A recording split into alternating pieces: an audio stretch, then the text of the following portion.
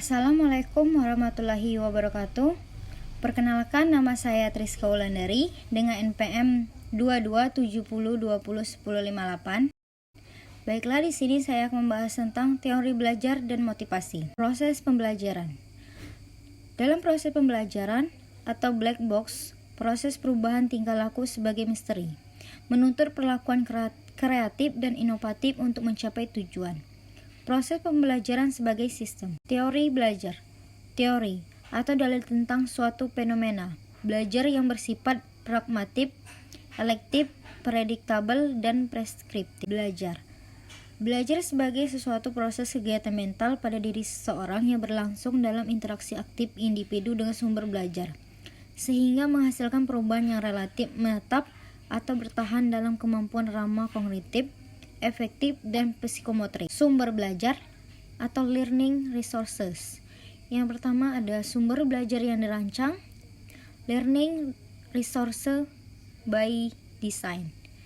Yang kedua, sumber belajar yang dimanfaatkan, learning resource by utilization. Selanjutnya, 4 pilar pendidikan UNESCO 1996 dan 5 pilar pendidikan di Indonesia. Yang pertama, learning to believe the goal. Belajar untuk beriman dan bertakwa kepada Tuhan Yang Maha Esa.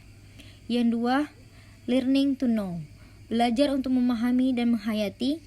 Yang ketiga, learning to do. Belajar untuk melaksanakan dan berbuat secara efektif. Yang keempat, learning to live together. Belajar untuk hidup bersama dan berguna bagi orang lain. Yang kelima, learning to be. Belajar untuk membangun dan menemukan jati diri.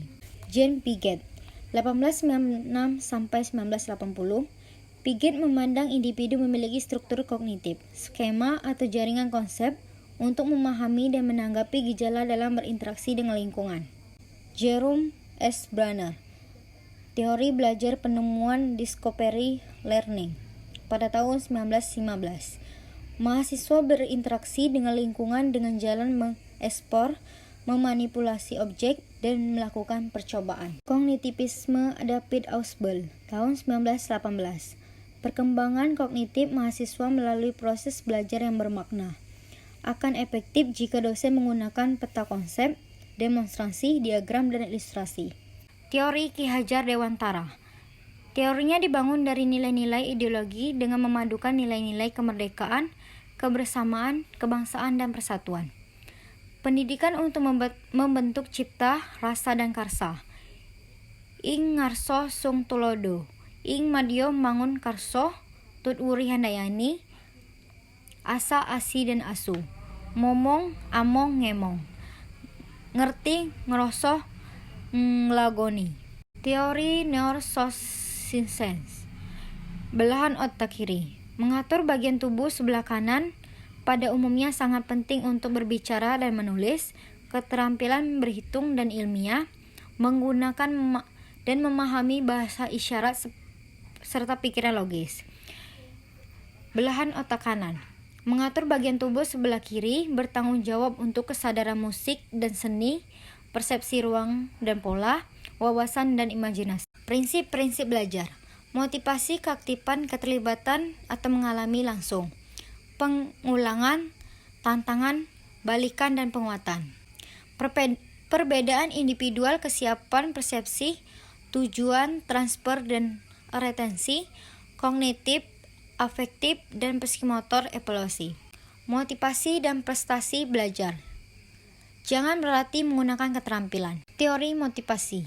Proses motivasi yaitu diarahkan untuk mencapai tujuan yang dipandang sebagai power yang menarik individu. 4 prinsip motivasi ARCS model. Yang pertama, attention atau perhatian. Yang kedua, relevasi. Yang ketiga, confident, kepercayaan diri. Keempat, satisfaction, yaitu kepuasan. Itu saja presentasi saya tentang